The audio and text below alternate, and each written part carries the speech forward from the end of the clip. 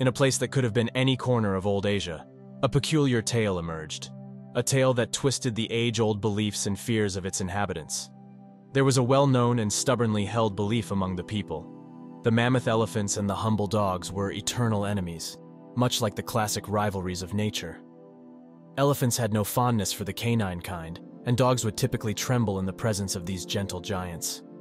If a dog felt threatened by something much larger than itself, its natural response was to bark loudly, a desperate attempt to cover its fear with noise.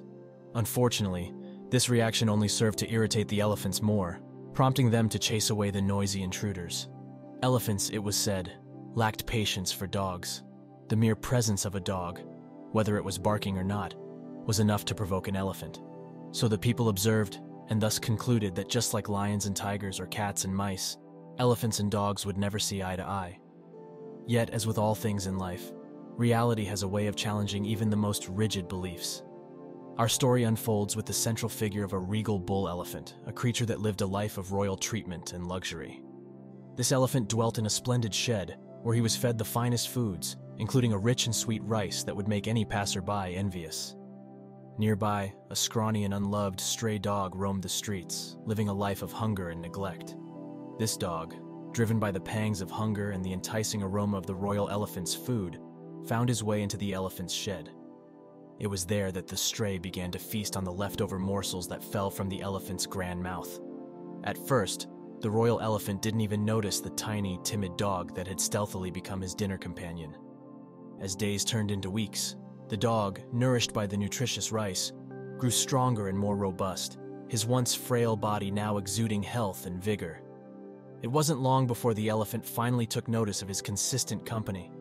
By this time, the dog, having grown accustomed to the elephant's company, lost his innate fear and no longer barked in his presence. Remarkably, this lack of fear from the dog did not go unnoticed by the elephant, and rather than irritation, a sense of calm understanding seemed to pass between them. Over time, this truce blossomed into a cautious friendship. Before anyone could quite believe it, the elephant and dog were seen eating together, the former allowing the latter to share his meal without any signs of annoyance. Their relationship developed into a strong bond, to the point where they would refuse to eat unless the other was present. They spent their days in each other's company, playing and resting side by side.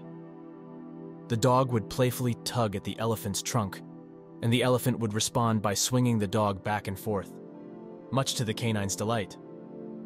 Then, as it happens in stories like these, their friendship was put to the test. A man from a distant village happened by the shed and saw the now healthy and impressive-looking dog. Mistakenly thinking the dog was for sale, the man bought him from the mahout, who was not the true owner, and took the dog with him to his village far away. The elephant, upon realizing his friend was gone, fell into a deep and overwhelming sadness. He refused to eat, drink, or even bathe. The mahout, confused by the elephant's behavior, reported the situation to the king. The king, concerned for his elephant, summoned his wise minister, who was known for his deep understanding of animals. The minister arrived at the shed and immediately noticed the elephant's deep sorrow. It did not take long for him to discern that the elephant's heartache was not due to illness, but because of a lost companion. Upon inquiring, he learned of the beautiful friendship that had developed between the dog and the elephant, and realized that the dog's absence was the cause of the elephant's grief. The wise minister suggested that an announcement be made. The person who had taken the dog should return him or face a penalty. The man, upon hearing this, quickly released the dog, who wasted no time racing back to the elephant shed. The reunion of the elephant and his canine friend was nothing short of jubilant. The elephant, filled with joy, tenderly lifted the dog with his trunk and placed him on his head, a throne of friendship. The dog wagged his tail vigorously, and the elephant's eyes, which had been dull with sadness, now sparkled with happiness once again. The king was deeply moved by the remarkable recovery of his elephant and the profound bond it shared with the dog.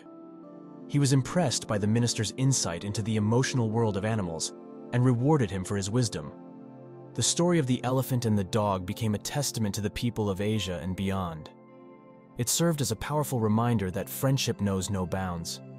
It transcended entrenched beliefs about natural enemies and proved that even the most unlikely creatures could forge a bond of companionship and love. It was a story that encouraged all who heard it to cherish their friendships, to reach out across divides, and to remember that even the deepest of enmities could be transformed by the simple, pure connection of two kindred spirits.